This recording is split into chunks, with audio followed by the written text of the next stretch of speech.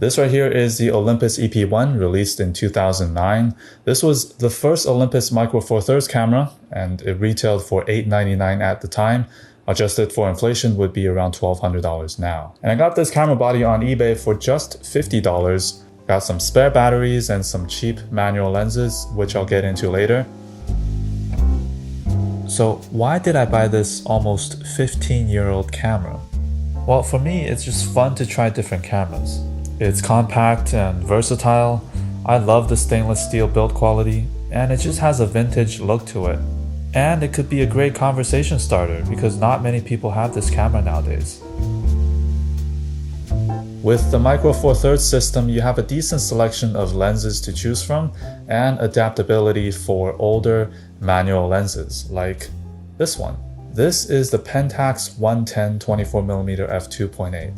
It's literally the smallest lens I've ever seen. It was made for the Pentax 110, which were these tiny film cameras from the late 70s. Consistently made some of the biggest innovations and some of the smallest. Pentax. I picked this up on eBay for just $30. With an adapter, it'll work on this camera. It makes the camera so light and pocketable. This is a manual focusing lens, and it's so small that it just takes a little longer to actually pinpoint the focus. And the aperture cannot be changed, so it's constantly open at f2.8. Under bright sunlight, it tends to be quite soft around the edges, which is a pretty common issue with a wide open aperture and a cheaper lens. But I actually like the look of it. It creates kind of a dreamy vintage look.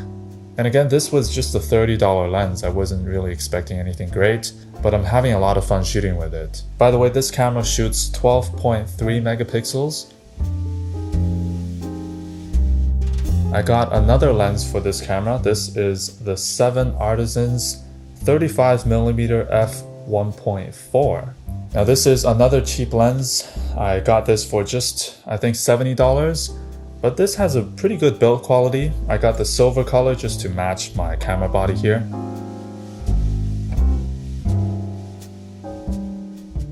As long as you pinpoint the manual focus, it tends to be pretty sharp. It's definitely sharper than the Pentax lens, and it performs better in low light with the f1.4.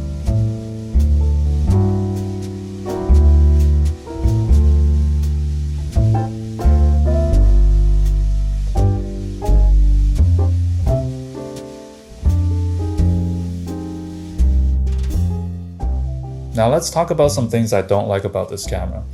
Again, this whole setup is under $100, so I'm not really expecting anything high performance here.